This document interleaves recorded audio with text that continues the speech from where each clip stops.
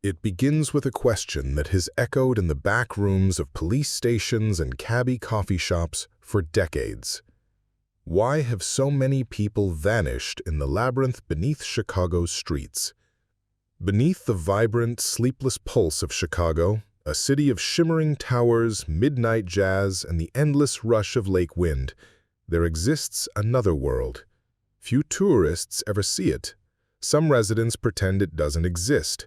But for those who have business below, for cab drivers on the graveyard shift, maintenance workers fixing broken steam pipes, or the rare police unit that draws the short straw, it's as familiar as the grid above. It is the maze of lower streets.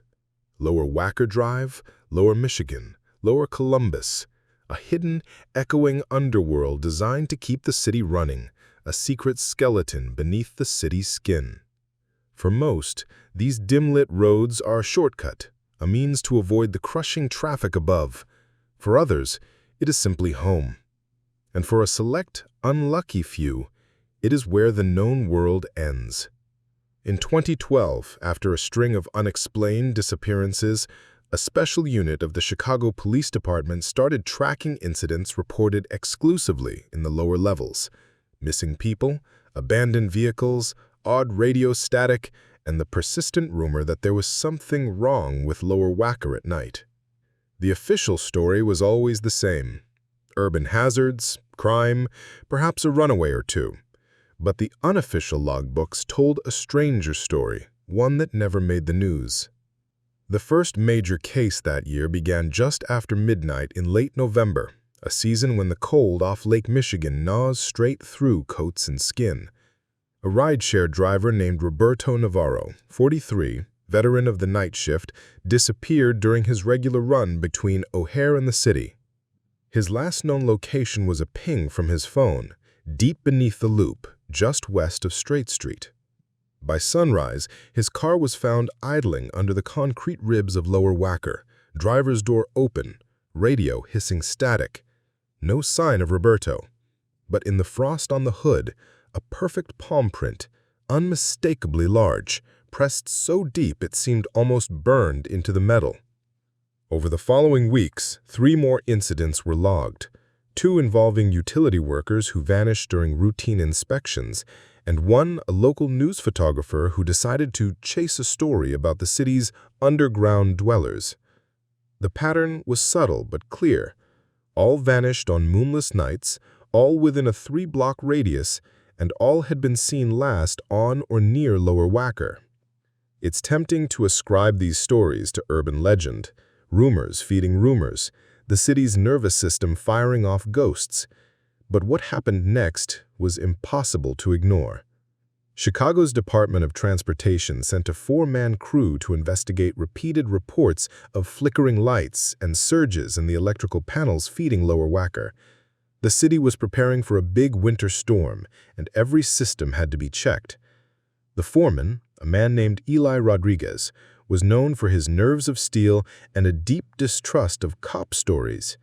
He told his team he'd take the most problematic zone himself, a patch near Lower Garland Court where strange readings had been logged for weeks. At 2:17 a.m., Rodriguez radioed in from the service hatch beneath Wacker and Garland. He was investigating a failed junction box. Static punctuated his check-ins, but he sounded calm. The logs show him methodically ticking through the checklist, each item followed by a curt update. Then, at exactly 2:23, his voice changed. A long pause, then a single sentence. "There's something moving down here." His next words were drowned by static, followed by a sound that would later be analyzed over and over, a hollow scraping echo like metal on concrete, and then a sudden, sharp intake of breath. The line went dead. The city dispatched police and fire units within minutes, but the only thing they found was Rodriguez's jacket, nicely folded on top of the open junction box. In the dust beside it, a set of large, smeared footprints, bare, human, but grotesquely elongated. The media would never hear of these details. The official report cited electrical accident, presumed fatality. The body was never found. What started as a string of urban accidents now looked very different. The disappearances continued, erratic but steady. Each followed the same pattern, always beneath the loop, always after midnight, always on nights when the city was quietest and the cold was sharpest. The victims ranged from city workers to runaways to the occasional thrill seeker. Their families received little closure, and the police had few leads. The case files, thickening by the year, were quietly shuffled into the city's unsolved archives. But within the community of Chicago's night people, the drivers, maintenance crews, security guards, a new set of unwritten rules began to take shape. Never enter Lower Wacker alone after midnight. Never follow a shadow, no matter how human it looks. And never, ever, stop if you hear someone call your name from the dark. In 2014, a retired CTA worker named Bernadette Price began collecting accounts from others who worked the city's nights. Over coffee at the all-night diner on Jackson, she listened as drivers, guards, and janitors, many who'd spent decades beneath the city, shared stories that, while each different in detail, were identical in mood. One story stood out. A garbage truck operator, who'd spent 15 years navigating the night routes of Lower Wacker, described a night in January when, driving north toward Lake Street, he saw someone waving for help at the side of the road.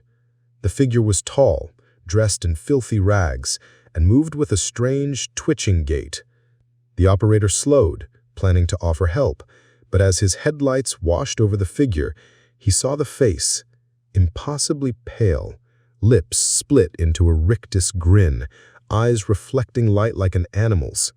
The figure lunged, and in a moment of pure, inexplicable terror, the operator floored the gas pedal, not stopping until he burst out onto the upper level and into the glare of streetlights.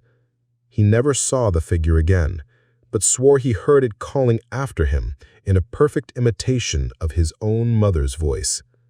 Bernadette compiled dozens of similar stories, descriptions of fleeting shapes, whispered names, the feeling of being watched or followed even when utterly alone. She never went to the police. She never intended to write a book. Instead, she quietly warned her friends, shared her collection of don'ts, and prayed that whatever haunted Lower Wacker would someday be forgotten. But it was not forgotten. In 2017, Chicago's winter was particularly cruel. Snow packed every alley, ice choked the river, and the lower streets became even more desolate, the domain of only the most desperate. That February, a local college student named Jamal White vanished on his way home from a late shift at a Michigan Avenue restaurant. His phone's GPS placed him at the intersection of Lower Wacker and Columbus at 2:04 a.m., his last digital trace. His disappearance was, for most, just another sad story, but for Jamal's sister, Vanessa, it became an obsession. She refused to accept the police's conclusion of likely runaway and started her own investigation. She retraced her brother's steps, interviewing every night worker she could find, assembling a map of disappearances and sightings that made a chilling sort of sense, all centered on a 3-block section of Lower Wacker, all clustered on the darkest nights, all clustered around a set of ventilation grates near the old sub-basement of an abandoned post office.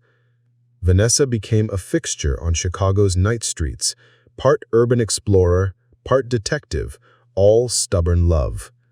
She documented every odd occurrence, a sudden plunge in temperature, a patch of frost on the inside of a window, the persistent smell of something sweet, almost rotten, wafting from an unused service tunnel. She spent nights watching the entrances to Lower Wacker, camera in hand, recording hours of uneventful footage. And then one night, she caught something. At 3:14 a.m., her camera picked up a faint, flickering light deep in the tunnel, followed by the unmistakable shadow of a person, tall, thin, moving with that same twitching gait described by the garbage truck operator years before. The shadow paused, and then slowly turned toward the camera. In that moment, Vanessa swore she saw two pinpoint eyes reflecting red, fixed directly at her. The light died, and with it, Vanessa's last shreds of skepticism. She went to the police, but her claims were quietly dismissed. Urban myth, they said, a tragic case of grief. But others paid attention. Word spread, and a small group of city workers, those who'd lost colleagues, those who had their own stories, joined Vanessa in her search. They combed archives for old maps, pored over blueprints, trying to trace the forgotten tunnels beneath the city, looking for patterns, hidden access points, a logic to the madness. What they found was unnerving. The old post office sub-basement was sealed in 1983 after a fire. But others paid attention. Word spread, and a small group of city workers, those who'd lost colleagues, those who had their own stories, joined Vanessa in her search. They combed archives for old maps, pored over blueprints, trying to trace the forgotten tunnels beneath the city, looking for patterns, hidden access points, a logic to the madness. What they found was unnerving. The old post office sub-basement was sealed in 1983 after a fire. But according to records, a network of service tunnels and storm drains extended directly beneath that block, connecting to every major lower-level street. Most entrances were welded shut, but a few remained accessible, if you knew where to look. That spring, the group planned a final search, an organized descent into the tunnels, armed with flashlights, maps, and two-way radios. Vanessa insisted on leading, desperate for closure.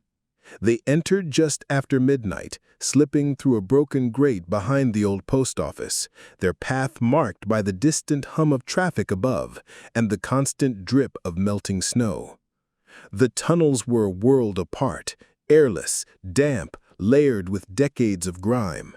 Their flashlights cut narrow cones of vision, the rest lost to shadow. At first, all was silent, save for the echo of their footsteps and the distant gurgle of water.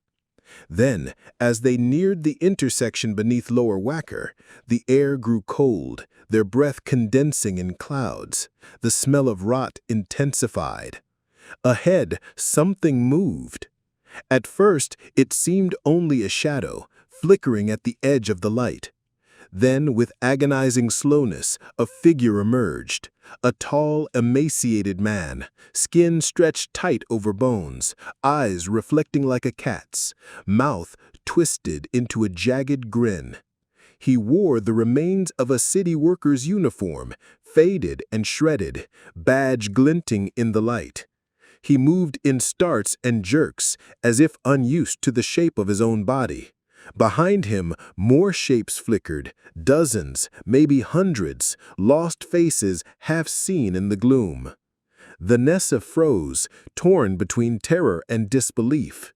She called out her brother's name, but the figure only smiled wider, head cocking at an unnatural angle. The group stood rooted, paralyzed by the cold and by something deeper, a sense that this moment, this encounter, was both an ending and a beginning. Suddenly, the radios exploded in static, lights flickered, and the air filled with a low, inhuman moan.